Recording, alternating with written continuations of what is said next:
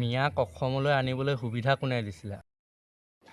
Hello' guys, অন্য দিনৰ দৰে অন্য এটা ব্লগ ভিডিঅ'ৰ মাজলৈ আপোনালোক সকলোকে স্বাগতম জনালোঁ। বহুত দিনৰ পৰা আপোনালোকৰ বাবে ভিডিঅ' আগবঢ়াই দিব পৰাই নাই নহয়, কিয়নো জীৱনৰ কৰ্মবোৰৰ লগতে নিজকে ব্যস্ত কৰি ৰাখিছিলোঁ, সেইবাবে আপোনালোকৰ বাবে ভিডিঅ' আগবঢ়াই দিব পৰা নাছিলোঁ। কিন্তু গাইজ এইকেইদিন খুবেই ট্ৰেণ্ডিঙত এটা ভিডিঅ' মিয়া ছং চলি আছে, আৰু যিটো ভিডিঅ'ত আমাৰ অসমীয়া খিলঞ্জীয়া মানুহক বহুত বেয়াভাৱে অপমান কৰা হৈছে। কিন্তু ভিডিঅ'টো মই চোৱা নাছিলোঁ, কিন্তু কালি গেৰেজত থাকোঁতে হঠাৎ মানুহ এজনে ৰাস্তাই গানটো লগাই শুনি গৈ আছিলে। কিন্তু শেষত চাই মই শুনিলোঁ, কিন্তু গানটো শুনি নিজকে বহুত লজ্জিত অনুভৱ হৈছে, কিয়নো গানটোত আমাক বহুত অপমান কৰা হৈছে। মিয়া জাগিলে কি তেনেকৈ কিবা গানটো আছিলে, মোৰ ভালদৰে মনত নাই, কিন্তু আপোনালোকৰ বাবে ভিডিঅ'টো বনাইছোঁ যেতিয়া ক'বই লাগিব।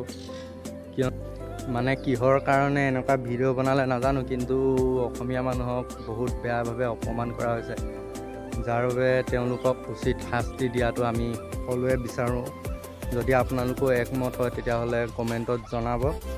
আৰু তাই কঁকাল ভালদৰে ভঙা নাই, আৰু তাই আমাৰ অসমীয়া বিহু অপমান কৰিছে, আমাৰ অসমীয়া ভাষাক অপমান কৰিছে, আমাৰ অসমীয়া জাতিক অপমান কৰিছে। তাৰ বাবে আপোনালোকে কি ক'ব বিচাৰে কমেণ্টত জনাব, কিন্তু মোৰ মতে তেওঁলোকক উচিত শাস্তি দিব লাগে বুলি মই ভাবোঁ। আৰু এইডোখৰতে আমাৰ অসমীয়া মানুহসকলৰো ভুল আছে, আমাৰ অসমীয়া মানুহসকলৰো ভুল নাই বুলি নকওঁ, কিয়নো যদি কিবা এটা কৰ্ম কৰিবলগীয়া হয়, তেতিয়া মিয়া ধান ৰুবলৈ হ'লে, মিয়া ধান কাটিবলৈ হ'লে, মিয়া খেতি কৰিবলৈ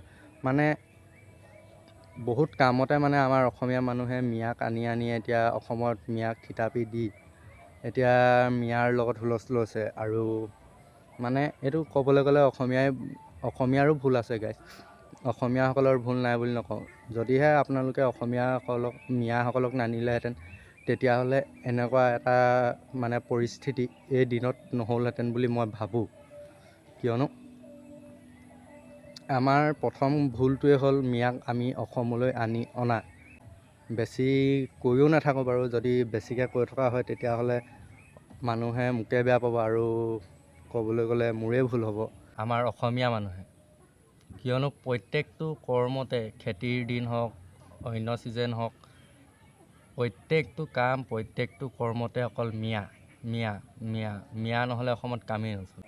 কিন্তু মই কাৰোফালে আইন কটা নাই বা কাৰোফালে একো কোৱা নাই, কিন্তু জাষ্ট মোৰ মনৰ যিটো ভাৱ সেইটো আপোনালোকৰ আগত প্ৰকাশ কৰি দিলোঁ গাইজ। আৰু এইবোৰ কিমাননো কৈ থাকিব, আহক আজি ভিডিঅ'টো আৰম্ভ কৰোঁ। যেনেকৈ যি নহওক গাইজ, যদি বৰহোলালৈ ওলাই নাযাওঁ নহয় তেতিয়া মনটোৱে ভাল নালাগে। আৰু আমি দুইটা মিলি বৰহোলালৈ ওলাই আহিলোঁ, আৰু আমি গেৰেজৰ ফ্ৰণ্টতে আছোঁ বাৰু গাইজ। কিন্তু তাৰ এটা লগৰক লগ কৰিবলৈ থকাৰ বাবে সি আহিলে বেংকলৈ, আৰু মই বেংকৰ ফ্ৰণ্টৰ দোকান এখনতে বহি আছিলোঁ। ভাবিলোঁ এনেই বহি থকাতকৈ আপোনালোকৰ বাবে ভিডিঅ' এটা আগবঢ়াই দিওঁ। এয়া হ'ল আমাৰ বৰহোলা থানা তিনিআলি, দেখিছেনে বাৰু গাইজ। আৰু ৰাস্তাটো যিহেতু বনাই আছে, দেখি গাড়ী ভিৰো লাগি গৈছে। আৰু এয়া হ'ল ডেইলি বজাৰ, কল কুঁহিয়াৰ পৰা আদি কৰি আপোনাৰ ঢেকীয়া গাছ সকলো ওলাইছে। আৰু আপোনাৰ মন গ'লেই হ'ল, যি লাগে গাইজ লৈ যাব পাৰে। গাইজ লাই ধনিয়া খেতি কৰাৰ প্ৰচেছটো চাওক, কি ধুনীয়া লাগিছে, কি ধুনীয়াকৈ বেৰি ৰখা হৈছে। গাইজ আপোনালোকে যদি নতুনকৈ মোৰ ভিডিঅ'সমূহ চাই আছে, তেতিয়া লাইক কমেণ্ট শ্বেয়াৰ ছাবস্ক্ৰাইব কৰি দিব দেই।